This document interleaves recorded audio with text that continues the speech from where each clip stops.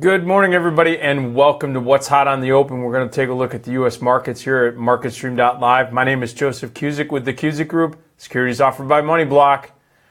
Let's jump into this holiday shortened week. Now, remember, the markets will be closed on Friday, so there's going to be a lot of ebb and flow as far as who's sitting on a trading desk and who's not.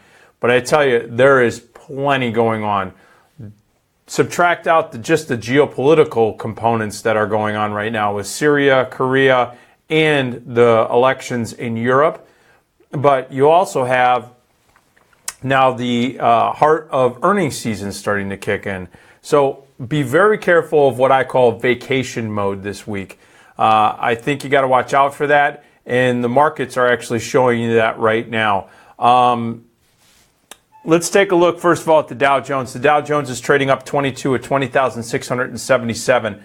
Again, just unable to get over this 20-day moving average. We see this grinding range. This is where the frustration starts to kick in as a trader, especially if you're a short-term trader, not seeing the momentum to the downside, and now all of these headlines and earnings that are currently in the market or anticipated to be coming up in the market, this could put some traders on edge. And right now, the bulls, they have a task at hand. With this week, they're going to see earnings from JP Morgan, Wells Fargo, as well as Citigroup. That's going to be Thursday before the open. Now you're seeing also energies moving. Again, a lot of different catalysts that are coming into play. We're going to see if this grind can finally break out either to the upside or downside. Levels you're going to want to watch on the Dow Jones. You're going to want to watch 20,700 and you're going to want to watch 20,500 on the Dow Jones Industrial this week. Those are going to be the two levels that both the short-term bulls and the intermediate term bulls, they could be tested, and those are the levels you're going to want to watch. Taking a look at the S&P 500, trading right now up $3.60 at $2,359.20. We're going to see potentially some movement here as we get closer to Thursday. With the financials, which are going to be the most focused on, other than one other sector, most focused on sector going into this earnings season, the performance in the big banks is going to be monitored very closely. So Thursday is going to be a potentially very large day in the markets. And remember, that's like our synthetic Friday because the markets are closed on Friday.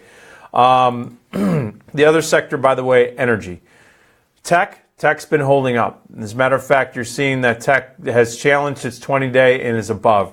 It's the only index that's above that short-term moving average, which tells me that the tech bulls have continued to support the current trend, right? They haven't abandoned it yet, unlike their larger cap brethren, the S&Ps and the Dow Jones, where you're seeing some short-term bulls basically looking like they're getting a little bit more worried. Large cap tech is moving to the upside. We're going to keep an eye on that, especially since we're going to get into some key economic data that's coming out. PPIs are going to be coming out this week, as well as retail sales and CPI reports. So growth is going to be on the forefront. Speaking of that, that's where the Russell 2000 is going to come into play. We're starting to see a grind, a little momentum to the upside. Maybe the short-term bulls here in the small cap domestically centric stock index are going to start to challenge the 50 and 20-day moving average. That means that basically at 1368 is that area where the bulls are going to have to break through with conviction and volume if there's going to be some upside in these domestically centric and sensitive different underlyings. So that's why watching this data from the CPI, the PPI, as well as retail sales could put this index in that mode. Speaking of movement, we have volatility on the move. As a matter of fact, volatility opened up this morning at around 1360. That's the highest level that we've seen in an open in over almost a week. And right now, challenging that 200-day moving average right now, which has been resistance and volatility.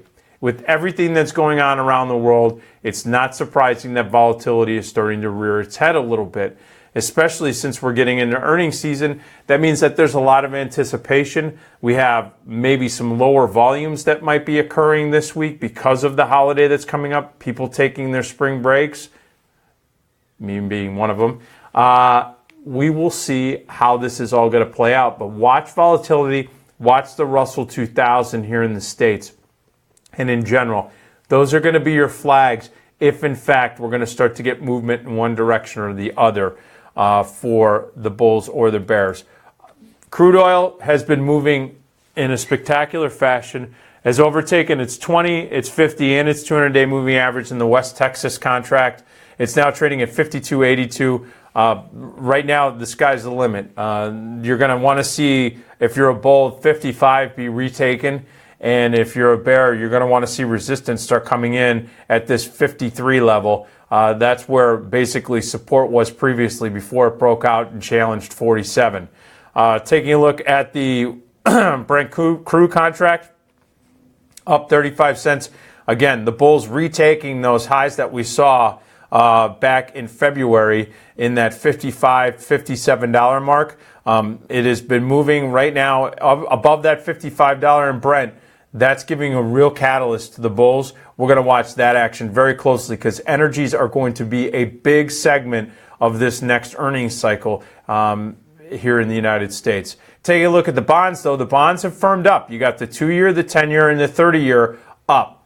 Very interesting action here. Again, with the uncertainty geopolitically, with the fact that we're coming into earnings cycle, and we have some pretty decent economic data that's coming out here in the States, as well as, don't forget, we have the French elections going on.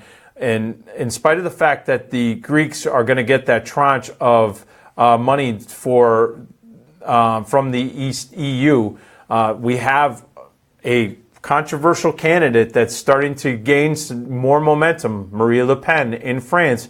She has already been very public about the fact that she wants to remove herself, France, from the Union and the Euro specifically. That could put a lot of tension on the markets. All right, folks, that is it right now. We have a lot of action going on. Join me at 1:30 Eastern Time at Strategy Now. I'm going to take a look at some strategies that we can start to deploy on some names that have some earnings coming up that could be very useful in your portfolio. Join me at 1:30 Eastern Time here at MarketStream.live. See you then.